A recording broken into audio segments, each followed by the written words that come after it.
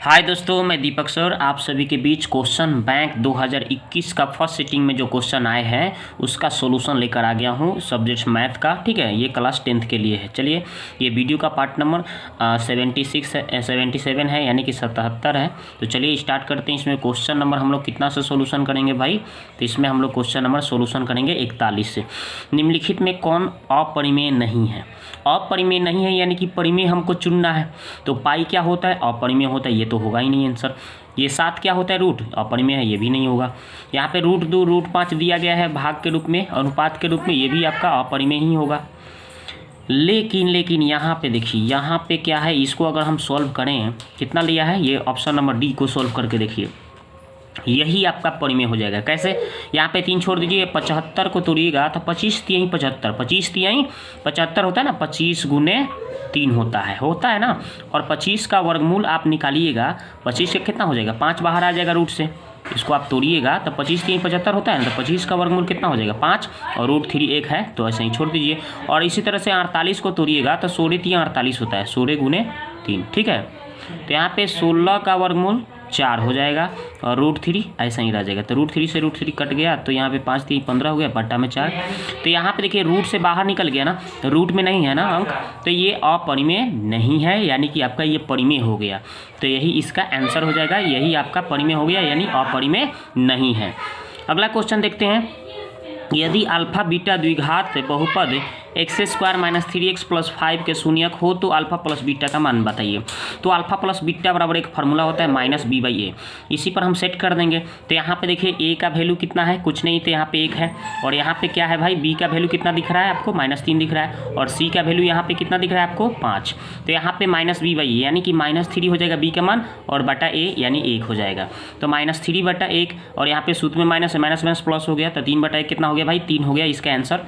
तो option number कौन सा दिख रहा है आपका? ऑप्शन नंबर ए इसका आंसर हो जाएगा। ठीक है, अगला सवाल देखते हैं। तो अब देखिए ये क्वेश्चन नंबर 43 देखिए, कहा जा रहा है कि द्विघात बहुपद इतना के शून्यक बताइए। तो इतना के शून्यक क्या होगा? तो ये देखिए ऑप्शन दिए गए हैं, चलिए इसको हम सॉल्व करके दिखाते हैं आपको कौन सा इसका उत्तर होगा। तो देखिए शून्यक निकालना होगा, तो जितना दिया होगा उसको हम 0 करके निकालेंगे शून्यक। ठीक है, तो देखिए क्या हमने किया है। तो यहाँ पे देखिए हमने क्या किया कि यहाँ पे बटा में 6 दे रहा है, तो हम सब में 6 से गुना कर लेंगे। तो 6 से इसमें गुना कर लीजिए, तो यहाँ पे 6x², इसमें भी 6 से करिएगा यहाँ पे गुना। जैसे ही आप यहाँ पे 6 से गुना कीजिएगा तो 6 से 6 क्या हो जाएगा? कट जाएगा। यहाँ पे 6 लगाइएगा तो 6 से 6 कट जाएगा, तो यहाँ पे x बच जाएगा। और यहाँ पे भी 6 से गुना करिएगा तो 6 गुना कितना हो जाएगा? 12। और यहाँ पे 6 से जब गुना कीजिएगा तो 6 में 0 से तो 0 हो जाएगा, यानी इतना आ जाएगा। ठीक है, तो बट्टा से हमें छुटकारा मिल गया। अब चलते हैं इसको गुणनखंड तोड़ते हैं। तो 12 × 6 72, फर्स्ट इंटू लास्ट, यानी कि पहला और अंतिम में हम गुना करके चेक करते हैं। तो 12 में 6 से तो 72, गुना करने पर 72 आना चाहिए, और जोड़ने घटाने पर हमें क्या आना चाहिए? यहाँ पे क्या है? 1 है, तो 1 आना चाहिए। तो 8 और 9 तोड़ दीजिए, तो 8 गुने 9 में कितना हो जाएगा भाई? 72। और 9 में से 8 घटाइएगा तो कितना आ जाएगा? 1 आ जाएगा। ठीक है ना, यानी कि 9 8 हमें मिल जाएगा। तो 9x - 8x लिख दिया, 9 में से 8 घटाएगा तो x आ जाएगा प्लस में। ठीक है, और यहाँ पे जैसे लास्ट वाला है, लास्ट वाला को ऐसे ही छोड़िए और फर्स्ट वाला को ऐसे ही छोड़ दीजिए। ठीक है, आगे बढ़िए। तो इन दोनों में हमें 3x कॉमन मिल जाएगा, चूँकि दोनों जो है 3 के पारा में है। तो 3x ले लीजिए बाहर, तो यहाँ पे x बच गया, यहाँ पे x बच गया। लेकिन यहाँ पे 3 से जैसे ही भाग करेंगे 6 को तो 2 आ जाएगा, प्लस से तो प्लस। यहाँ पे 9 को 3 से भाग करेंगे तो 3 आ जाएगा ना, x तो बाहर चला गया है ना। यहाँ पे दोनों 4 के पारा में, तो 4 कॉमन ले लीजिए, माइनस में दोनों में माइनस मिल रहा है कॉमन। तो यहाँ पे 4 दूना 8, 2 बच जाएगा यहाँ पे x, और 4 3 12, यहाँ पे 3 बच जाएगा, माइनस तो बाहर चल गया तो प्लस हो गया। और यहाँ पे देखिए दोनों एक जैसा जो दिख रहा है आपको, 2 बार आया है, उसको एक बार लिख दीजिए, और जो अलग अलग दिख रहा है बाहर तो उसको आप एक बार कोष्ठ में लिख लीजिए। यहाँ से x का वैल्यू निकालिएगा तो देखिए प्लस में है तो बराबर के उस साइड ले जाइएगा तो माइनस में हो जाएगा, जो सटा हुआ है बटा में चल जाएगा। इसी तरह से माइनस में है तो बराबर के उधर जाएगा तो प्लस में हो जाएगा, जो सटा हुआ है बटा में चल जाएगा। यानी x का वैल्यू 2 निकल के सामने आया, इतना आया इतना, यानी -3/2 और 4/3। तो देखिए कौन सा ऑप्शन दिख रहा है आपको? तो ऑप्शन नंबर इसका बी आंसर दिख रहा है। ऑप्शन नंबर बी इसका आंसर हो जाएगा। ठीक है, अगला सवाल देखते हैं।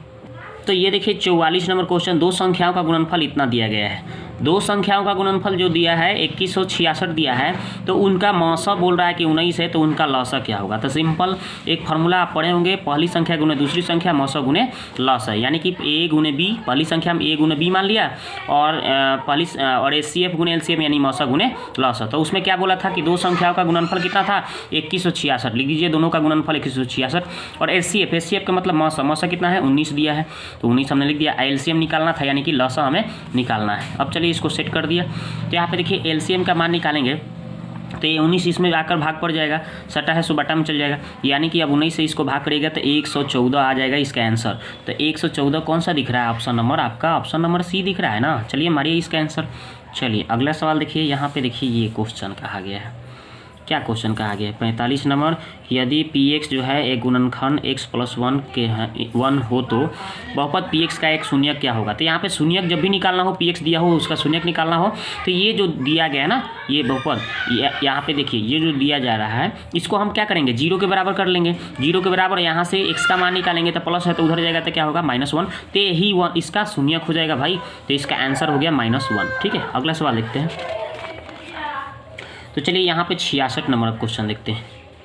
क्या कहा गया कि समीकरण निकाय इतना और इतना का आलेख दो सरल रेखाएं हो जो समपाती होगी समानांतर होगी, क्या होगी। चलिए चेक करते हैं इसको। दोनों समीकरण को हमने लिख दिया। यहाँ देखिए यहाँ पे रहता है दोस्तों A1, ये होता है A2, यहाँ पे रहता है B1, ये होता है B2, यहाँ पे होता है C1, यहाँ पे होता है C2। ठीक है, तो A1 का वैल्यू कितना हो गया, यहाँ पे देखिए A1/A2, B1/B2, C1/C2, ये तो शर्त होता है। इस पर चलिए सेट करते हैं। A1 का वैल्यू हो गया 6 और A2 का वैल्यू कितना है भाई 3। B1 का वैल्यू देखिए यहाँ पे B1 का वैल्यू जो Y है Y नहीं है, Y में जो अंक सटा है वो होता है। ठीक है, तो -2 सटा है, लिख दीजिए। और इसमें Y नहीं है, Y में जो सटा हुआ है यहाँ पे कुछ नहीं सटा है तो 1 है ना, तो -1 यहाँ पे सटा है B2। और यहाँ पे C1 देखिए कितना है 9 और C2 कितना है 12, भर दिया। तो यहाँ पे 9 12 भर दिया। अब इसको काट कूट करिए, तो काटिए कितना बार में जाएगा भाई 2 बार में। इसको काटिएगा देखिए माइनस माइनस प्लस हो गया तो 2/1। और इसको हम ऐसे ही 3 से काटिए, 3 3 9, 3 चौका 12, 3/4। तो यहाँ पे देखिए ये दोनों, ये पहला और दूसरा ये दोनों पद बराबर हो गया। ये लास्ट वाला क्या हो जा रहा है भाई ≠2 आ रहा है। तो जब भी ये दोनों आपस में शुरू वाला जो जब बराबर हो जाए और लास्ट वाला ≠2 आ जाए तो इस समीकरण का निकाय क्या हो जाएगा भाई समानांतर रेखा कहलाएगी। क्या कहलाएगी, समानांतर कहलाती है। ठीक है, तो इसका आंसर यही हो जाएगा। और यहाँ पे एक और बातें सीख लीजिए दो, यहाँ पे जब ये ≠2 हो जाए पहला वाला, ठीक है ना, चाहे तीनों ≠2 हो जाए तो उसको प्रतिच्छेदी बोल देंगे। शुरू ≠2 हो जाए पहला दोनों, है ना, और बाद में हो चाहे ना हो तो ये क्या हो जाएगा, ये प्रतिच्छेदी रेखा कहलाएगी।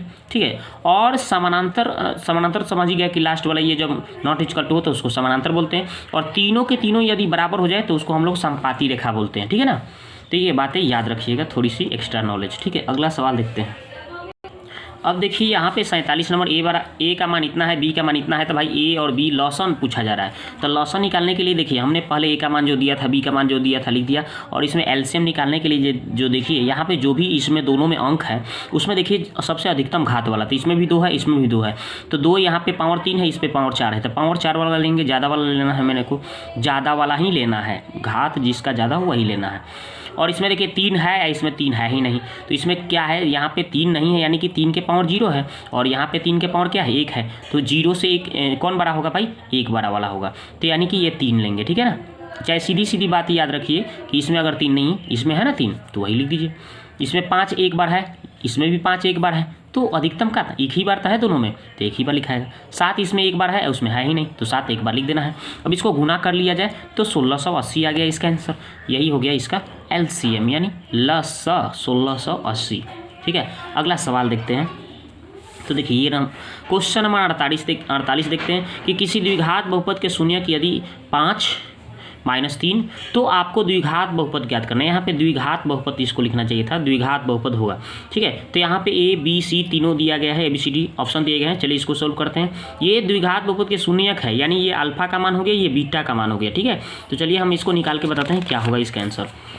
तो अल्फा का मान कितना दिया था भाई 5 दिया था, बीटा का मान -3 था, तो एक द्विघात, तो यहाँ से हम अल्फा प्लस बीटा पहले निकाल लेंगे। तो अल्फा के मान भर दिया 5 और बीटा का मान -3, प्लस माइनस 5 में से 3 घटा 2, अल्फा इंटू बीटा, यानी कि अल्फा का मान 5 और बीटा का मान -3 गुना करिए -15 हो गया। तो द्विघात बहुपद क्या फॉर्मूला क्या होता है, सूत्र x square minus alpha plus beta into x plus alpha into beta, ये रहा सूत्र। अब इस सूत्र पर आप क्या करिए, मान को रख दीजिए। तो एक्स स्क्वायर माइनस यहाँ पे अल्फा प्लस बीटा के स्थान पे कितना है भाई, 2 है, 2 रख दीजिए।